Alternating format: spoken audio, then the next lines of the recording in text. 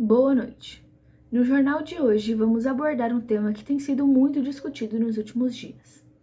Uma portadora de HPN, uma doença rara e de tratamento de alto custo, não tem os remédios na lista de medicamentos fornecidos pelo SUS. Para obter mais informações, passo a repórter no local. Foi. Bom dia, nós estamos aqui na frente do Hospital de Curitiba e viemos buscar mais informações sobre o caso da Jennifer Paiva, que não tem o seu medicamento pelo SUS. Vamos ver se alguma médica aqui pode nos falar mais sobre isso.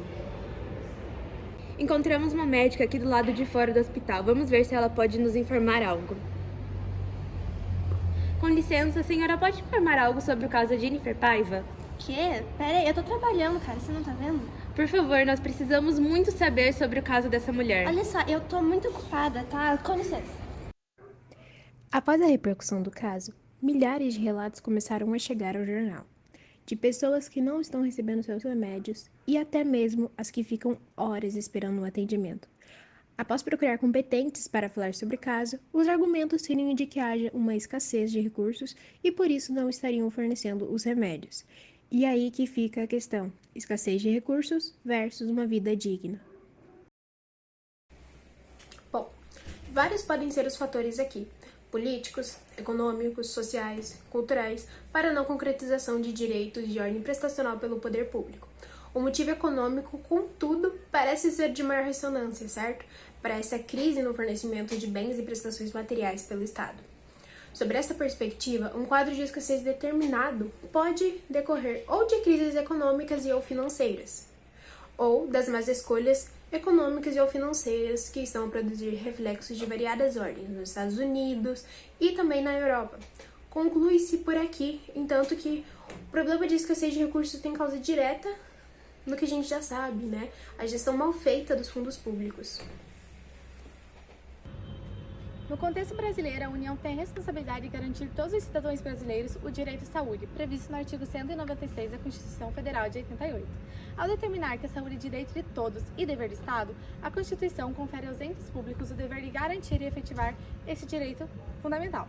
A distribuição dos remédios, dos mais básicos até os mais caros e difíceis de encontrar, é dever do SUS, que deve disponibilizar qualquer remédio independente do custo. O que acontece muitas vezes é que o remédio, por ter um custo elevado, não está disponível nos postos de saúde e, em muitos casos, os cidadãos precisam entrar na justiça para receber esse direito, como no caso a seguir. E se esse direito não estiver sendo cumprido, o que podemos fazer?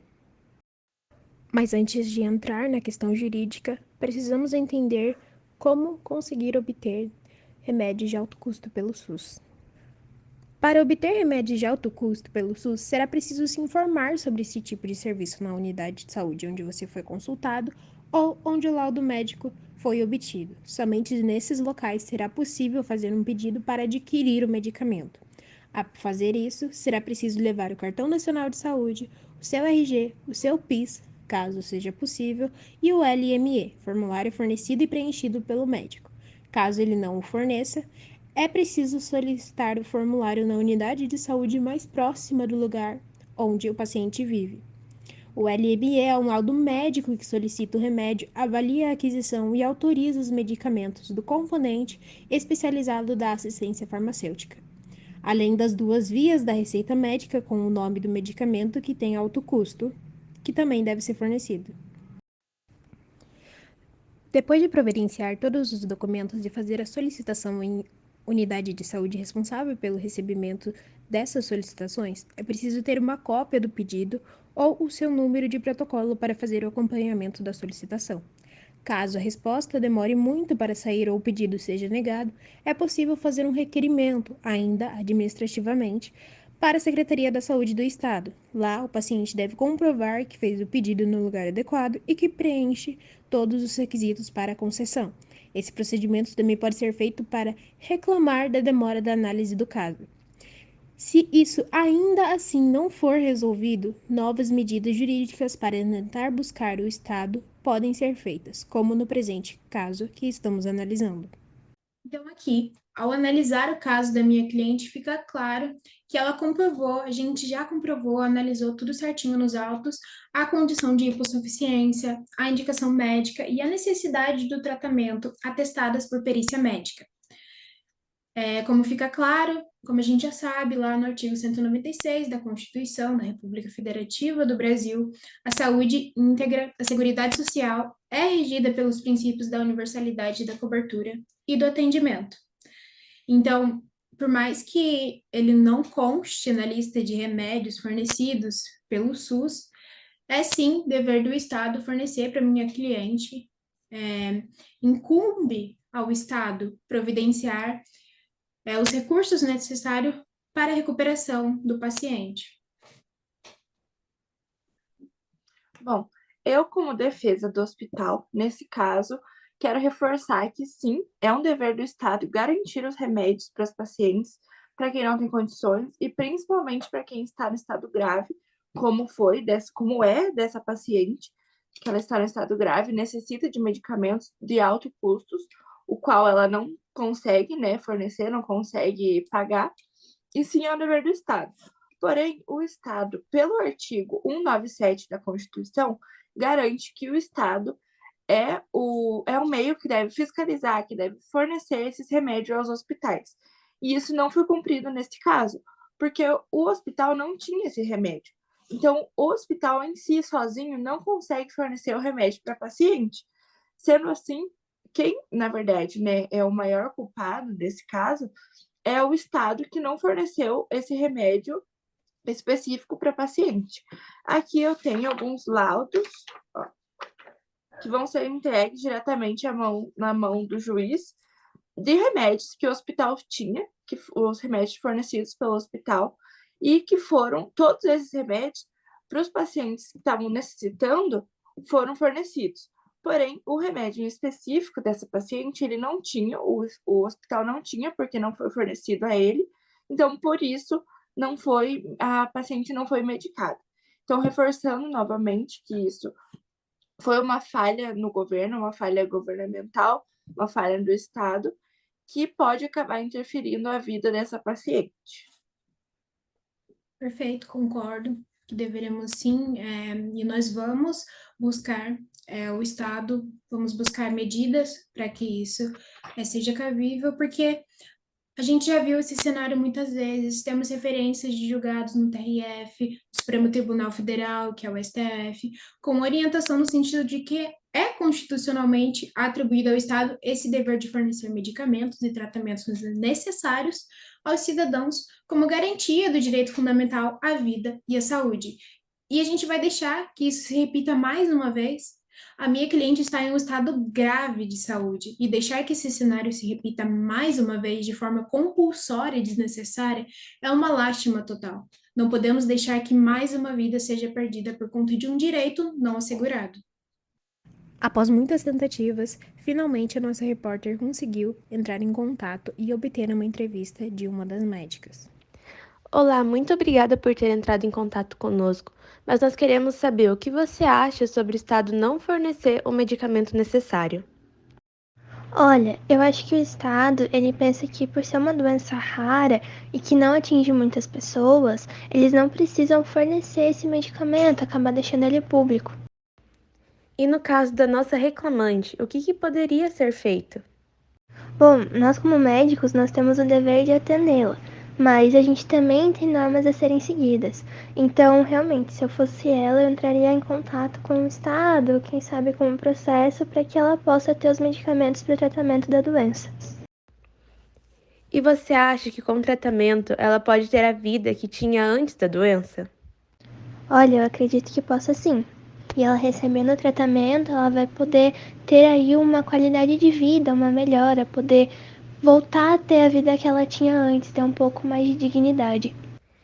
Então, a nossa reclamante pode vir a óbito caso não tenha o tratamento que, reforçando, o Estado não fornece? Infelizmente, se a doença não for tratada, a paciente pode vir a óbito sim. Então, tomara, né, que essa entrevista aí possa ajudar para que o Estado ele veja a gravidade dessa doença e que possa disponibilizar todo o tratamento que ela precisa, desde consultas médicas, exames, até o medicamento em si. A vítima ainda concordou em fazer um depoimento para o jornal. Então, eu tenho a doença da HPN, que é uma doença muito rara, né? E eu já busquei fazer um tratamento, né? Mas o tratamento é um custo muito alto e, infelizmente, eu não tenho condições para pagar o tratamento para eu fazer, nem minha família. E então eu procurei, né? Porque eu precisava de alguns remédios e, infelizmente, esses remédios que eu preciso não são fornecidos pelo SUS. E eu não sei mais o que fazer, porque eu tô nessa situação, eu não consigo engolir, eu sinto cansaço, falta de ar, eu não consigo fazer nada sem precisar de ajuda de uma pessoa, sabe? E isso tá acabando com a minha saúde, né? Tá acabando com a minha qualidade de vida. Eu não sei mais o que fazer, para onde correr, porque não tenho recursos e eu não consigo pagar. E eu não sei mais o que fazer. A construção da cidadania se faz também a partir dos esforços públicos para que os direitos mínimos sejam objeto de políticas de Estado e de governo. Esta preocupação deve ser de âmbito nacional e internacional. Neste caso, já está retratado no Pacto Internacional de Direitos Econômicos, Sociais e Culturais de 1966, adotada pela 21ª Sessão da Assembleia Geral das Nações Unidas. Em seus artigos 11, 12 e 13, está previsto que os Estados-partes reconhecem o direito da pessoa a um nível mínimo de vida. Indica, entre outros, o direito ao alimento, moradia, educação e saúde. O Brasil depositou a carta de adesão a este pacto em 1992, decreto número 591, comprometendo-se a cumpri-lo. Além deste compromisso internacional, são valores constitucionais positivados pela Constituição Federal do Brasil de 1988, a promoção do bem-estar, dignidade da pessoa humana, fraternidade, igualdade e a justiça social. Para vivenciá-los, foi escolhido democraticamente entre os objetivos do Estado erradicar a pobreza e a marginalização e reduzir as desigualdades sociais, artigo 3, inciso 3º. Para tanto, as condições materiais mínimas acima referidas foram positivadas no nível de direitos sociais, artigo 6º. A dificuldade em concretizá-los é discurso reiterado, especialmente em estados onde há escassez de recursos, indicando a realidade brasileira, onde a exclusão e a desigualdade social são reclamos legítimos. Diante de tal contestação, políticas afirmativas mínimas de Estado devem ser protegidas do argumento da reserva do possível. Neste momento é que se propõe a alternativa da imunidade tributária, política de Estado, que, diferentemente da extrafiscalidade, por meio da isenção política de governo, é uma proteção constitucional expressa por meio da incompetência para instituir impostos para produtos, mercadorias, patrimônio, renda e serviços que sejam necessários à efetivação do acesso à permanência ao mínimo social referido. É um caminho possível, pois evita a tributação indireta decorrente da repercussão econômica que coloca o Estado, em sentido amplo, e também as pessoas de poucos recursos na condição de contribuinte de fato. Desta forma, sendo consumidores, arcam com a tributação e sua onerosidade. E no final, o que prevalece? Uma vida digna ou a escassez de recursos?